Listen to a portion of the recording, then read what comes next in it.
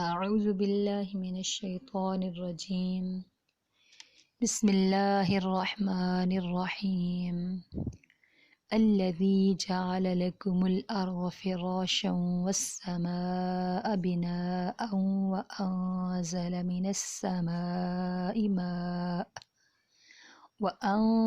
من السماء ماء فأخرج به من الثمرات رزقا لكم فلا تجعلوا لله أندادا وأنتم تعلمون۔ الذی جس ذات نے جعل بنایا لکم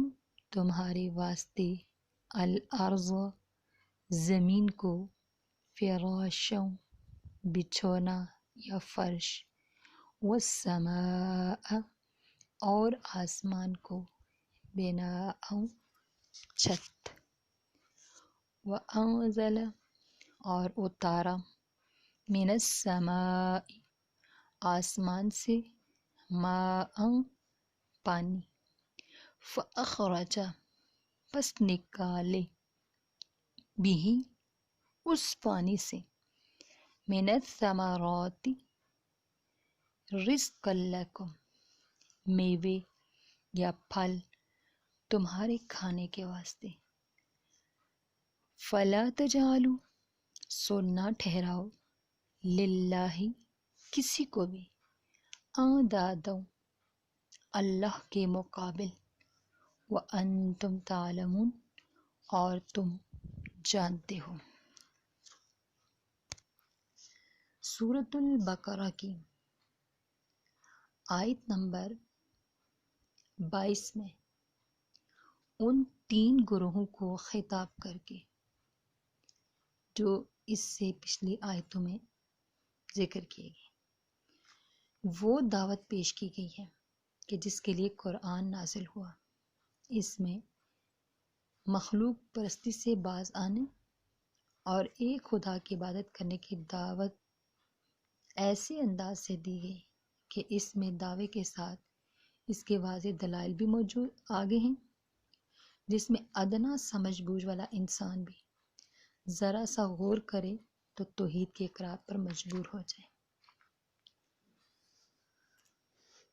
اب اس آیت کے اندر رب کی دوسری صفات کا بیان اس طرح بیان فرمایا گیا ہے کہ الذی جعل لکم الارض فراشا والسماء بناء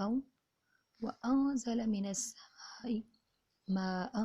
فاخرج به من الثمرات رزقا لکم، یعنی رب وہ ذات ہے جس نے بنایا تمہارے لیے زمین کو فرش اور آسمان کو چھت اور برسایا آسمان سے پانی، پھر اس پانی کے ذریعے پردہ عدم سے نکالی پھلوں کی غذا تمہارے واسطے۔ اس آیت میں سب سے پہلی نعمت جس کا ذکر کیا گیا وہ ہے الذی جعل لکم الارض فراشا۔ اس سے پہلی آیت میں ان انعامات کا ذکر تھا جو انسان کی ذات سے متعلق ہے، اور اس آیت میں ان انعامات کا ذکر ہے جو انسان کے گرد و پیش کی چیزوں سے متعلق ہے۔ یعنی پہلی آیت میں انفسی اور دوسری میں آفاقی نعمتوں کا ذکر فرما کر تمام اقسام نعمت کا احاطہ فرمایا گیا۔ ان آفاقی نعمتوں میں سے زمین کی پیدائش کا ذکر ہے کہ اس کو انسان کے لیے فرش بنا دیا، نہ پانی کی طرح نرم ہے جس پر قرار نہ ہو سکے، اور نہ لوہے پتھر کی طرح سخت ہے کہ ہم اسے اپنی ضرورت کے مطابق آسانی سے استعمال نہ کر سکیں، بلکہ نرمی اور سختی کے درمیان ایسا بنایا گیا جو عام انسانی ضروریات زندگی میں کام دے سکے۔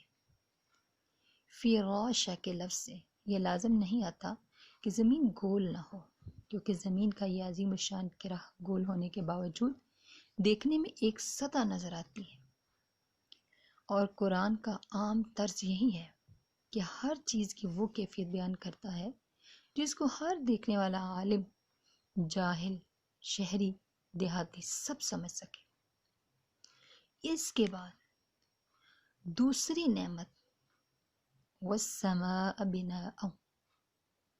دوسری نعمت کہ آسمان کو ایک مزین اور نظر فریب چھت بنا دیا۔ اس کے بعد تیسری نعمت وہ یہ ہے کہ وہ انزل من السماء ماء، کہ آسمان سے پانی برسایا۔ پانی آسمان سے برسانے کے لیے یہ ضروری نہیں کہ بادل کا واسطہ درمیان میں نہ ہو، بلکہ محاورات میں ہر اوپر سے آنے والی چیز کو آسمان سے آنا بولتے ہیں۔ خود قرآن کریم نے متعدد مقامات میں بادلوں سے پانی برسانے کا ذکر فرمایا ہے۔ مثلاً ارشاد ہے اَأَنتُمْ أَنزَلْتُمُوهُ مِنَ الْمُزْنِ أَمْ نَحْنُ الْمُنزِلُونَ، کیا بارش کا پانی سفید بادلوں سے تم نے اتارا ہے یا ہم اس کے اتارنے والے ہیں؟ اسی طرح اللہ نے دوسری جگہ ارشاد فرمایا وَأَنزَلَ مِنَ الْمُعْصِرَاتِ مَاءً ثَجَّاجًا، ہم نے اتارا پانی بھرے ہوئے بادلوں سے پانی کا ریلا۔ اس کے بعد چوتھی نعمت فَأَخْرَجَ بِهِ مِنَ الثَّمَرَاتِ رِزْقًا لَكُمْ، اس پانی کے ذریعے جو ہم نے آسمان سے برسایا، پھل پیدا کرنا، پھلوں سے انسان کے غذا پیدا کرنا، پروردگار عالم کی 4 مذکورہ صفات میں سے پہلی 3 باتیں تو ایسی ہیں کہ ان میں انسان کی کوشش اور عمل تو کیا، خود اس کے باوجود اس کے وجود کو کچھ بھی دخل نہیں۔ یہ انسان کے بس کی کوئی بات نہیں۔ بیچارے انسان کا نام و نشان بھی نہیں تھا جب زمین اور آسمان پیدا ہو چکے تھے اور بادل اور بارش اپنا کام کر رہے تھے۔ ان کے متعلق تو کسی بیوقوف جاہل کو بھی یہ شبہ نہیں ہو سکتا یہ کام سوائے حق جل شانہ کے کسی انسان یا بت یا کسی اور مخلوق نے کیے ہوں گے۔ ہاں، زمین سے پھل اور پھلوں سے انسانی غذا نکالنے میں کسی سادہ لوح اور سطحی نظر رکھنے والے کو یہ شبہ ہو سکتا تھا کہ یہ انسانی کوشش اور عمل اور اس کی دانش مندانہ تدبیروں کا نتیجہ ہے کہ وہ زمین کو نرم کرنے اور کمانے میں، پھر بیج ڈالنے اور جمانے میں، پھر اس کی تربیت اور حفاظت میں اپنی محنت خرچ کرتا ہے۔ لیکن قرآن کریم نے دوسری آیات میں اس کو بھی صاف کر دیا کہ انسان کی کوشش اور محنت کو درخت اگانے یا پھل نکالنے میں قطعاً کچھ بھی دخل نہیں ہے، بلکہ اس کی ساری تدبیریں اور محنتوں کا حاصل رکاوٹوں کو دور کرنے سے زیادہ کچھ نہیں ہے۔ یعنی انسان کا کام صرف اتنا ہی ہے کہ پیدا ہونے والی درخت کی راہ سے رکاوٹیں دور کرے اور کچھ بھی نہیں۔ تو غور کیجئے، زمین کا کھودنا، اس میں ہل چلانا، اس میں سے جھاڑو جنکاڑ کو دور کرنا، جو بھی جھاڑیاں ہیں اس کو صاف کرنا، اس میں کھاد ڈال کر زمین کو نرم کرنا، جو کاشتکاروں کا ابتدائی کام ہے۔ تو اس کا حاصل اس کے سوا کیا ہے کہ بیج یا گٹلی کے اندر سے جو نازک کومپل قدرت خداوندی سے نکلے گی، زمین کی سختی یا کوئی جھاڑ جنکاڑ اس کے راہ میں حائل نہ ہو جائے۔ اسی طرح کاشتکار کا دوسرا کام زمین میں بیج ڈالنا ہے، پھر اس کی حفاظت کرنا، پھر جو کومپل نکلے اس کی سردی، گرمی اور جانوروں سے حفاظت کرنا۔ اس کے سوا اس کو کیا حاصل ہے کہ قدرت خداوندی سے پیدا ہونے والے کومپلوں کو ضائع ہونے سے بچایا جائے۔ ان سب کاموں کو کسی درخت کے نکلنے یا پھلنے پھولنے میں بجز رفع معانی کی اور کیا دخل ہے؟ آپ نے دیکھ لیا کہ درخت کی پیدائش اور اس کے پھلنے پھولنے میں اول سے آخر تک انسان کی محنت اور تدبیر کا اس سے سوا کوئی اثر نہیں کہ نکلنے والے درخت کے راستے سے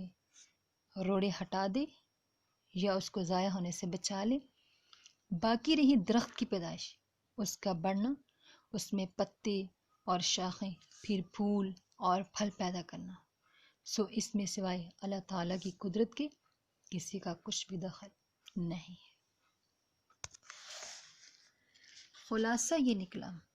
کہ اس آیت میں اللہ تعالیٰ کی ایسی 4 صفات کا بیان ہے جو سوائے اس کی اور کسی مخلوق میں پائی نہیں جا سکتی. اور جب ان دونوں آیتوں سے معلوم ہو گیا کہ انسان کو عدم سے وجود میں لانا اور پھر اس کی بقا اور ترقی کے سامان زمین اور آسمان، بارش اور پھل پھول کے ذریعے مہیا کرنا سوائے ذات حق جل شانہ کے اور کسی کا کام نہیں، تو ہر ادنا سمجھ بوجھ رکھنے والے انسان کو اس پر یقین کرنے کے سوا کچھ چارہ نہیں رہتا کہ عبادت اور اطاعت کے لائق اور مستحق بھی صرف ایک اللہ کی ذات ہے. جو ان سب چیزوں کو جاننے کے باوجود بھی اللہ کے ساتھ کسی کو شریک بنائے گا تو اس سے بڑا ظالم کون ہو سکتا ہے. اللہ فرماتے ہیں میں انسان پر ظلم نہیں کرتا، انسان اپنی جان پر خود ظلم کرتا ہے میرے ساتھ کسی دوسرے کو شریک بنا کر. اسی غیروں کی غلامی سے نجات دلانے کے لیے اس آیت کے آخر میں حق تعالی شانہ نے فرمایا فَلَا تَجْعَلُوا لِلَّهِ أَنْدَادًا وَأَنْتُمْ تَعْلَمُونَ. اب تم مت ٹھہراؤ اللہ کے مقابل اور تم تو جانتے بوجھتے ہو. یعنی جب تم نے یہ جان لیا کہ تم کو نیز سے حس کرنے والا، تمہاری تربیت اور پرورش کے سارے سامان مہیا کر کے ایک قطرے سے حسین اور جمیل، حساس اور عاقل انسان بنانے والا، تمہارے رہن سہن کے لیے زمین اور دوسری ضروریات کے لیے آسمان بنانے والا، آسمان سے پانی برسانے والا، پانی سے پھل اور پھول، ہر طرح کی غذا مہیا کرنے والا، بجز حق تعالیٰ کی کوئی نہیں، تو عبادت اور بندگی کا مستحق دوسرا کون ہو سکتا ہے؟ تو اللہ کو چھوڑ کر مخلوق سے کیوں دل لگاتے ہو؟ یہ تو انسان کی سب سے بڑی بے وقوفی اور ظلم اور بے عقلی ہے کہ اللہ کو چھوڑ کر مخلوق پر بھروسہ کیا جائے. تو خلاصہ آیت کا یہ ہوا کہ ان دونوں آیتوں میں اس چیز کی طرف دعوت دی گئی جو تمام آسمانی کتابوں کے اور تمام انبیاء کے بھیجنے کا اصل مقصد ہے، یعنی صرف ایک خدا کی عبادت اور بندگی جس کا نام توحید ہے، اس پر عمل کیا جائے.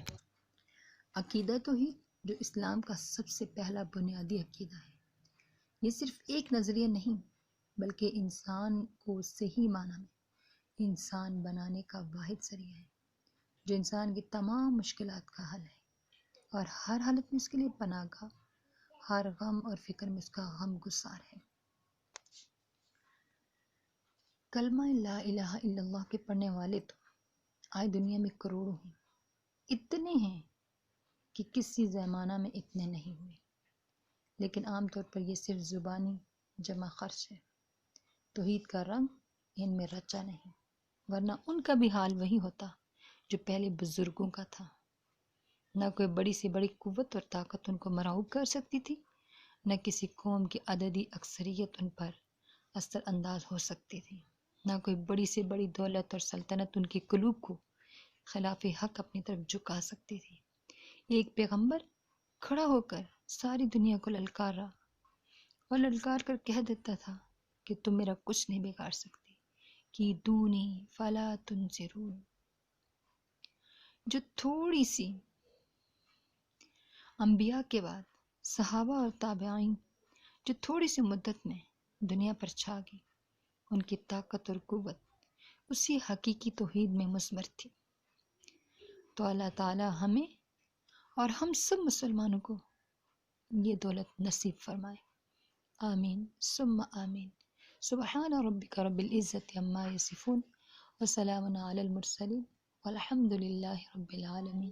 آمین ثم آمین.